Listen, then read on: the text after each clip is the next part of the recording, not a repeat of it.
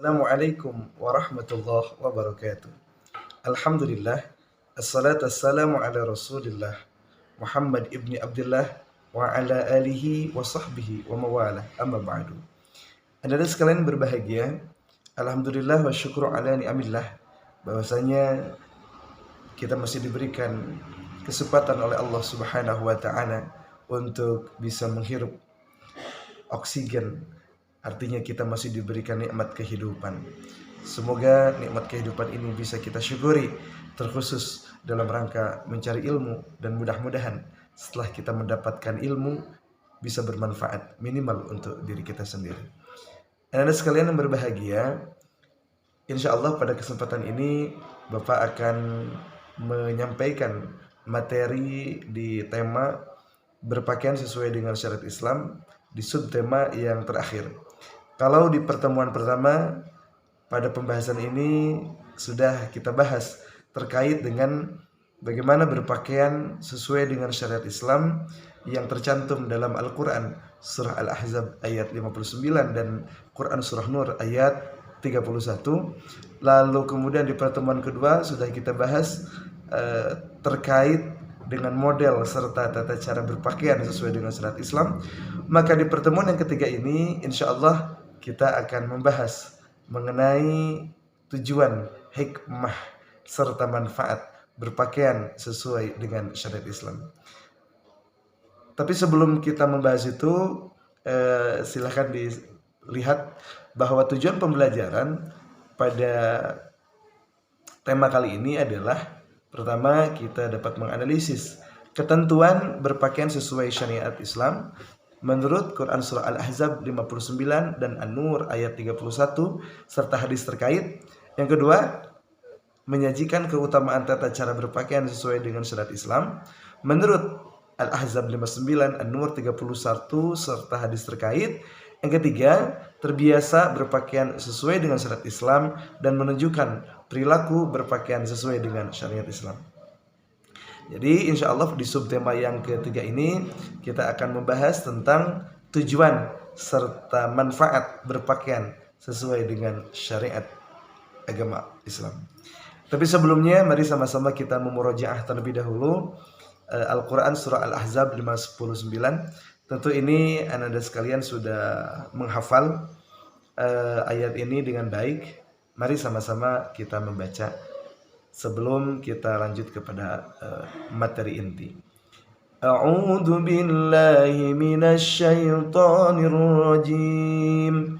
Bismillahirrahmanirrahim. Ya ayyuhan nabiyyu qul li azwajika wa banatika wa nisa'il mu'minin yudnina 'alayhinna min jalabibihin dzalika adna an yu'rafna fala yu'dzain wa kana Allahu ghafurar rahima. Shadaqallahul adzim wa sadaqa rasuluhun nabiyul habibul karim wa nahnu ala dzalika minasy syahidin wasyakirin walhamdulillahi rabbil alamin. Selanjutnya Bapak ingin memberikan motivasi terlebih dahulu terkait dengan salah satu ayat Al-Quran surah Al-Baqarah ayat 216. A'udzubillahi minasyaitonir rajim. Wa asa an takrahu syai'an wa huwa khairul lakum wa asa an tuhibbu syai'an wa huwa syarrul lakum wallahu ya'lamu wa antum la ta'lamun. Mohon maaf karena ada perubahan font, jadi terjemahnya tidak termuat seluruhnya. Artinya, tetapi boleh jadi kamu tidak menyenangi sesuatu padahal itu baik bagimu, dan boleh jadi kamu menyukai sesuatu padahal itu buruk bagimu. Allah Maha mengetahui, sedangkan kamu manusia tidaklah mengetahui. Tentu ayat ini memberikan sebuah pemahaman bagi kita bahwa ukuran baik dan tidak baik itu harus sesuai dengan ukuran Allah Subhanahu wa taala. Tentu dalam hal akidah, ibadah dan lain sebagainya. Maka oleh sebab itu, apapun yang menurut Allah baik, laksanakan. Yakin akan ada hikmah.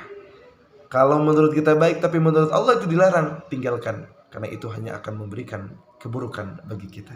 Semoga motivasi ini bisa melekat agar kita senantiasa bisa memilah dan memilih mana hal yang baik menurut Allah dan mana yang baik menurut pandangan Tuhan kita, yakni Allah Subhanahu wa taala. Anda sekalian, di materi ini ada satu pertanyaan. Tujuan atau manfaat dan hikmah berpakaian menurut Islam itu apa sebetulnya?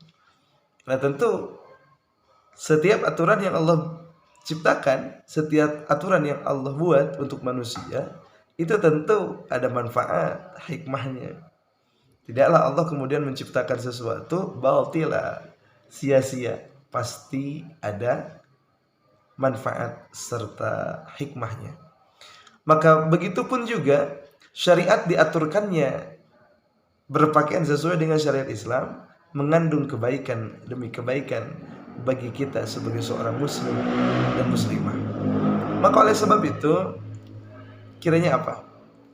Hikmah serta tujuan yang Allah gariskan supaya kita mengikuti cara-cara berpakaian menurut aturan agama Allah Subhanahu wa taala. Maka oleh sebab itu ada 5 manfaat atau 5 tujuan serta hikmah yang terkandung dalam kewajiban serta perintah yang Allah berikan melalui kewajiban kita harusnya berpakaian menurut aturan agama Allah Subhanahu wa taala. Yang pertama adalah dengan diwajibkan serta disyariatkan ya berpakaian sesuai dengan syariat Islam. Yang pertama adalah dapat memelihara diri dari cuaca dingin dan panas dan dari bahaya lainnya. Ini sesuai dengan Quran surah An-Nahl ayat 81. Makna pertama, ini secara logika manusia, bahwa memang pakaian itu akan bersifat melindungi ketika pakaian itu dipakai sesuai dengan aturan Allah Subhanahu wa taala. Maka dalam Islam haruslah tertutup dan lain sebagainya. Maka ketika cuaca dingin, tentu ini akan sangat membantu. Artinya dengan tidak langsung kita sudah melindungi badan kita dari kedinginan. Ketika panas pun sama. Kalaulah ada yang disebut dengan sinar ultraviolet yang akan dapat merusak kulit, maka dengan ditutup oleh jilbab justru akan terlindungi. Maka Allah Subhanahu wa taala begitu sangat mendetail sekali sehingga sampai aturan berpakaian pun akan berdampak bagi kesehatan, baik kesehatan kulit, badan dan lain sebagainya.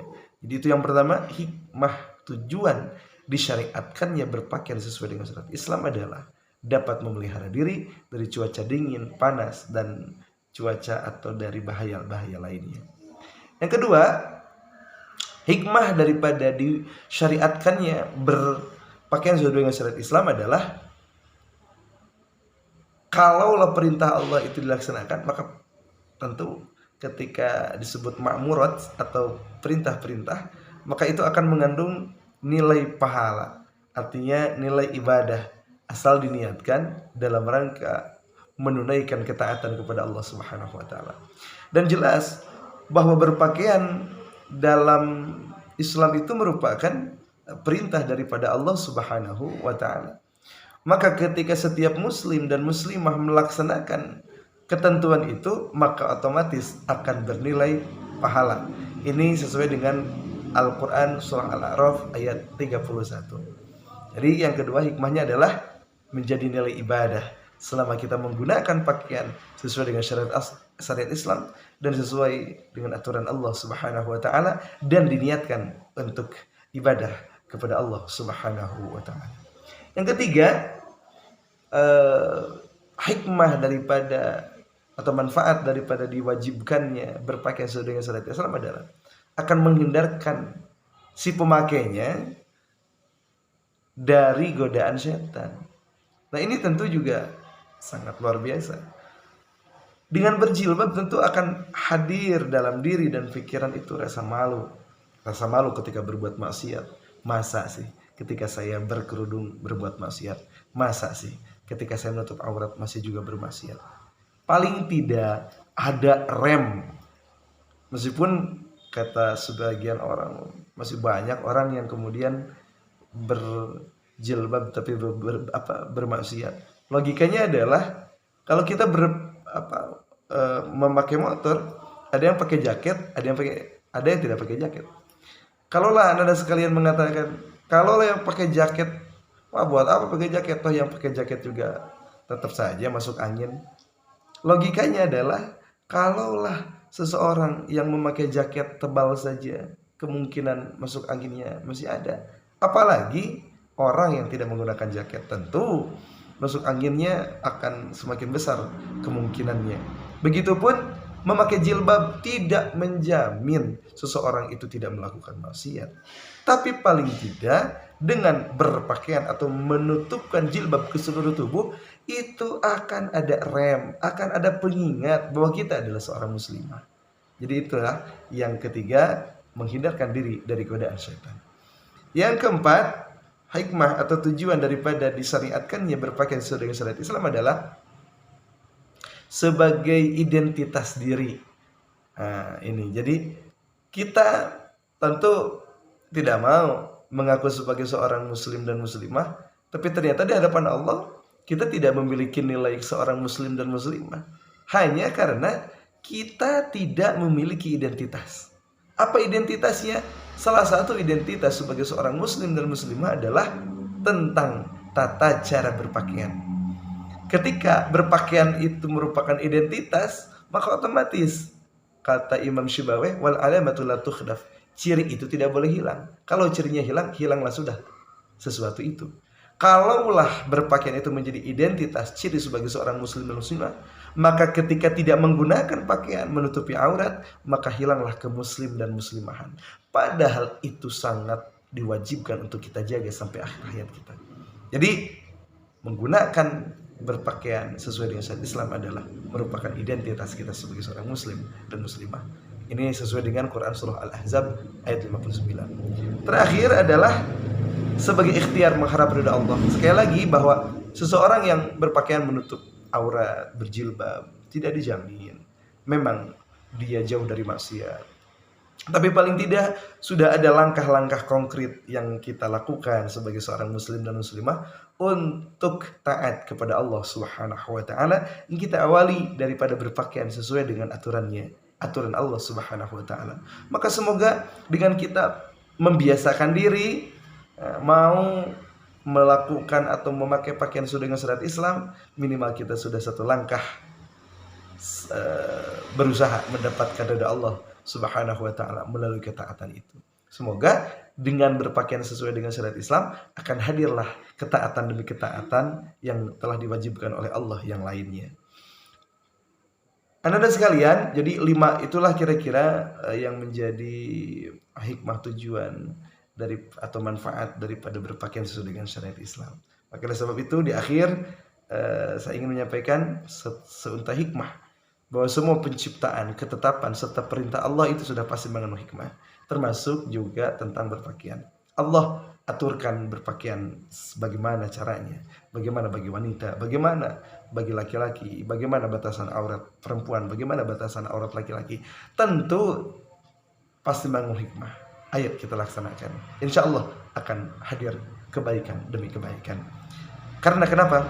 Mereka yang beranggapan ketetapan Allah sia-sia tergolong orang kafir. Artinya ketika dia merasa bahwa cuman menutup aurat, cuman memakai jilbab. Kalau sudah istihza, sudah istighfar, mempermainkan, merendahkan syariat yang agung ini, maka sudah barang pasti kita dimasukkan kepada golongan-golongan orang yang tidak beriman kepada Allah. Na'udzubillah, na'udzubillah. Itu kiranya yang bisa Bapak sampaikan di materi di sub ketiga tentang tema berpakaian sesuai dengan syariat Islam, mulai dari pertemuan pertama, kedua dan ketiga. Semoga setelah itu sebagaimana tujuan pembelajaran akan terpatri kita mau membiasakan diri berpakaian sesuai dengan syariat Islam agar kita terjaga dan kita punya identitas sebagai seorang muslimah, dan tentu akan hadir banyak kebaikan demi kebaikan insyaallah. Itu saja yang bisa Bapak sampaikan. Terima kasih atas segala perhatian. Mohon maaf atas segala kekurangan. Nanti silahkan ada tugas yang Ananda akan kerjakan, yang linknya juga sudah kita sediakan di Google Classroom. Penilaiannya adalah pertama penilaian sikap, penilaian pengetahuan, dan penilaian keterampilan. Oke, mudah-mudahan ada manfaatnya, khususnya bagi saya dan umumnya bagi Anda sekalian. Mari sama-sama kita mengerjakan ketaatan kepada Allah agar kita menjadi makhluk yang dicintainya dan senantiasa kita diberikan kelancaran dalam setiap langkah kaki kita. Wallahul muwaffiq ila aqwamit thoriq. Assalamualaikum warahmatullahi wabarakatuh.